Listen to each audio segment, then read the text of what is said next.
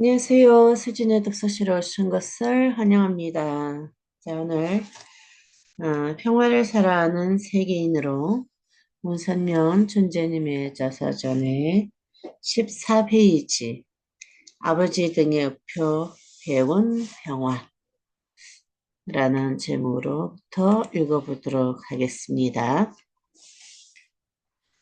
나는 평생에 한 가지만 생각하며 살아왔습니다. 평화로운 세상. 전쟁과 다툼 없이 온 세계가 사랑을 나누며 사는 그런 세상을 만들고 싶었습니다.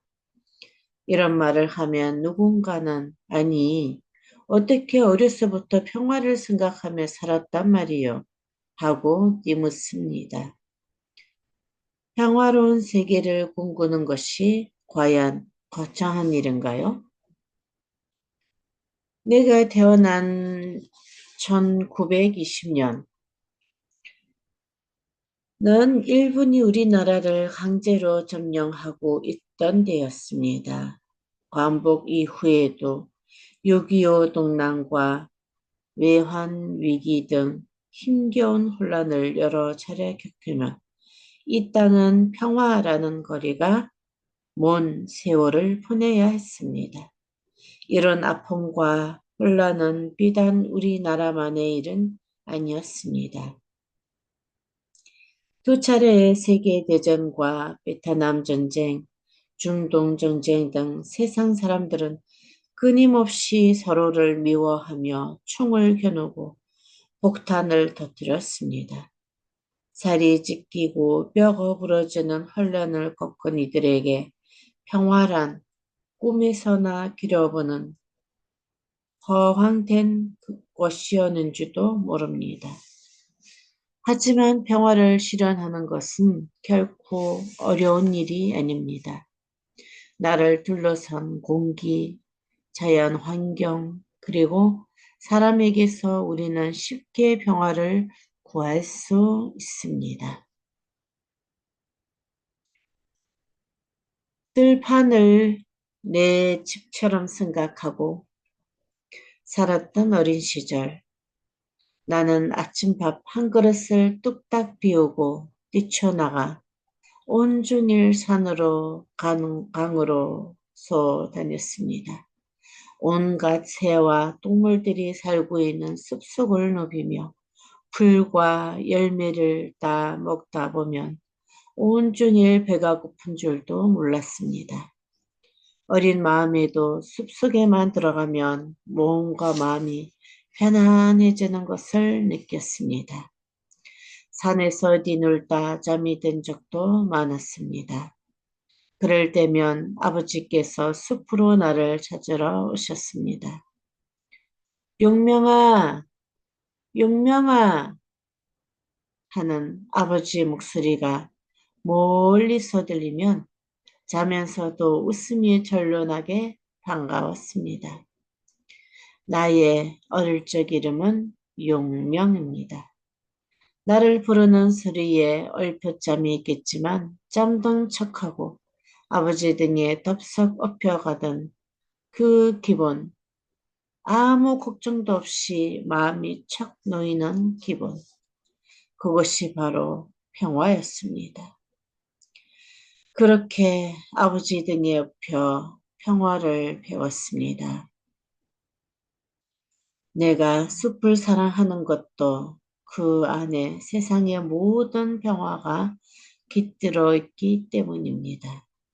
숲속의 생명들은 싸우지 않습니다. 물론 서로 잡아먹고 잡아먹히지만 그것은 배가 고파 어쩔 수 없이 그러는 것이지 미워서 그러는 것이 아닙니다. 새는 새끼리, 짐승은 짐승끼리, 나무는 나무끼리 서로 미워하는 법이 없습니다. 미움이 없어야 평화가 옵니다. 같은 종끼리 서로 미워하는 것은 사람뿐입니다. 나라가 다르다고 미워하고, 종교가 다르다고 미워하고, 생각이 다르다고 또 미워합니다. 지금까지 나는 200개국에 가까운 나라를 돌아다녔습니다. 그러나 공항에 내렸을 때 이곳 참 평화롭고 푸근하구나 하고 느낀 나라는 많지 않았습니다. 내전으로 인해 총검을 높이 든 군인들이 공항을 감시하며 도로를 폐쇄하고 밤낮 없이 총소리가 들리는 곳도 많았습니다. 평화를 얘기하러 간 곳에서 총에 목숨을 잃을 뻔한 적도 한두 번이 아닙니다. 오늘날 우리가 사는 세계는 여전히 크고 작은 분쟁과 갈등이 끊이지 않고 있습니다. 먹을 거 없어 굶주리는 사람이 수천만 명인데 군사비로 쓰이는 돈은 수천조에 이릅니다. 총과 폭탄을 만드는 데 쓰는 돈만 아껴도 그 많은 사람이 배고픈 고통에서 벗어났을 것입니다. 나는 이념과 종교 때문에 서로를 미워하고 원수로 여기는 나라 사이에 평화의 다리를 놓는 일에 평생을 바쳤습니다. 이슬람교와 기독교가 화합하도록 만남의 자리를 만들어주고 이라크를 사이에 두고 해결하는 미국과 소련의 의견을 조율하고 북한과 남한이 화해하도록 돕기도 했습니다. 돈이나 명예를 바라고 한 일이 아닙니다. 저리 들고부터 지금까지 내 삶의 화두는 단 하나, 세계가 하나 되어 평화롭게 사는 것입니다. 다른 적은 바란 적도 없습니다. 밤낮 없이 평화를 위해 사는 일이 쉽지는 않았지만 오로지 그 일을 할 때 행복했습니다. 냉전 시대에 우리는 이념에 의해 세계가 둘로 나누는 아픔을 경험했습니다. 그때는 공산주의만 사라지면 곧 평화가 이루어질 것 같았지만 냉전이 끝난 지금 더 많은 다툼이 생겼습니다. 인종과 종교로 인해 산산조각이 나 버렸습니다. 국경을 맞댄 국가들이 반목하는 것도 모자라 같은 나라 안에서도 인종끼리 나누고 종교로 갈라지고 대안한 지역으로 다시 쪼개집니다. 이렇게 분열된 사람들은 서로가 서로의 원수가 되어 도무지 마음을 열려고 하지 않습니다.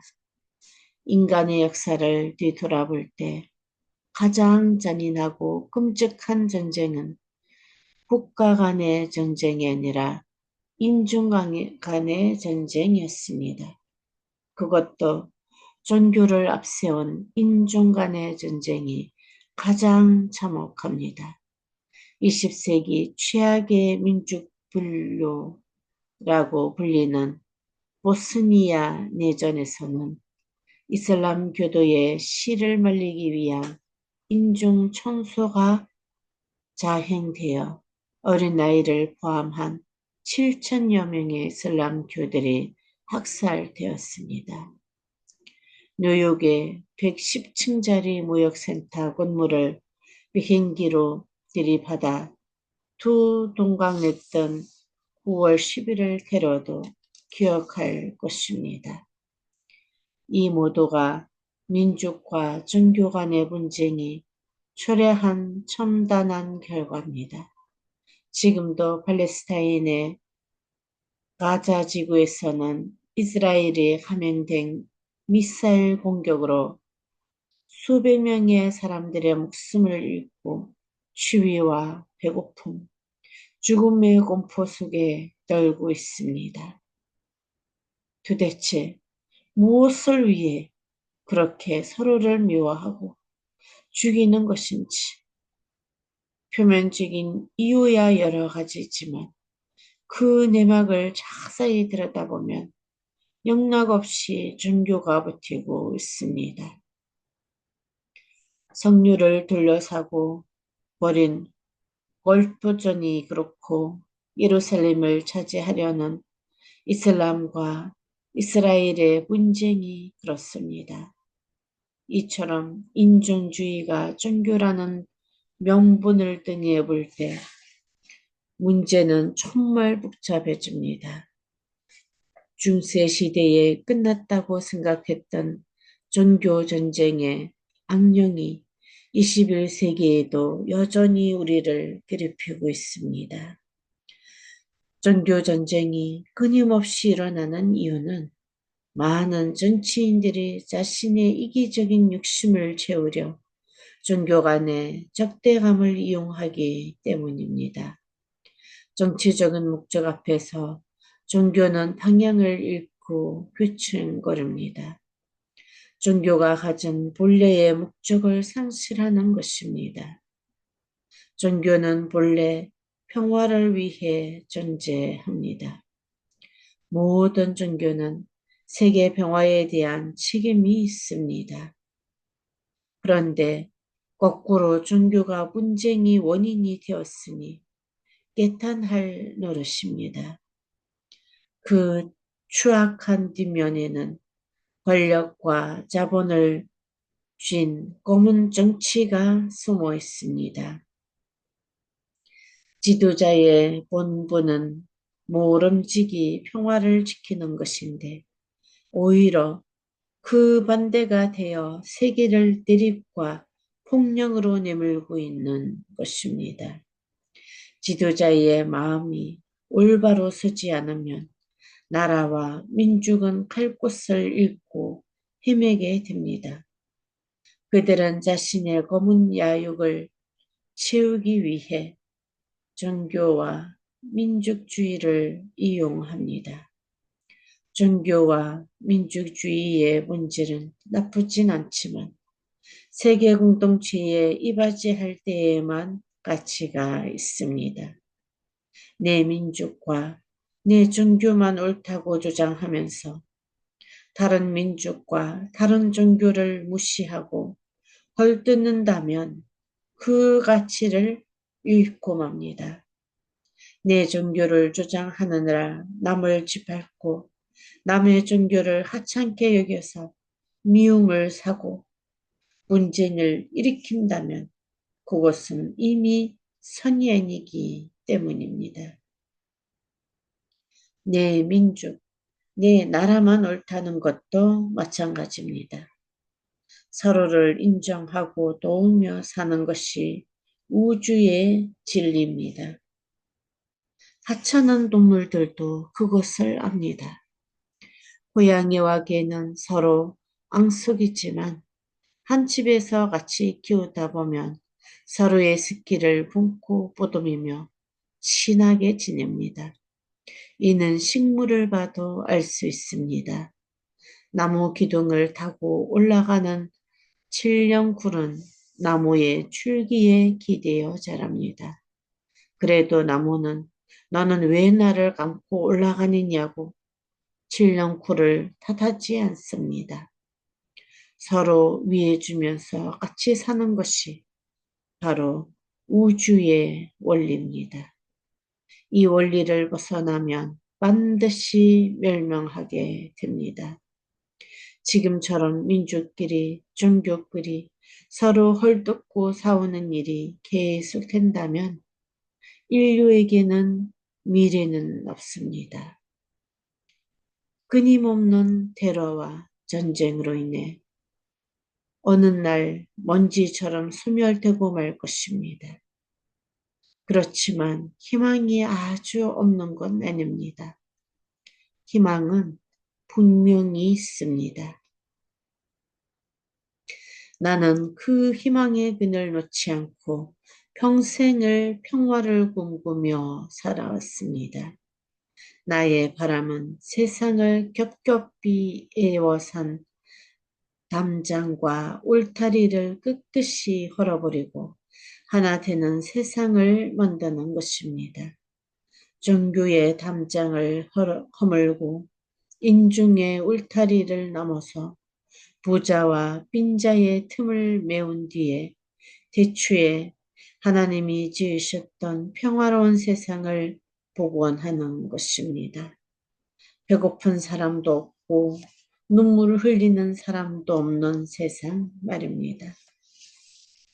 희망이 없는 세상, 세계, 사랑이 부족한 세상을 치유하려면 우리는 다시 어린 시절의 순수한 마음으로 돌아가야 합니다.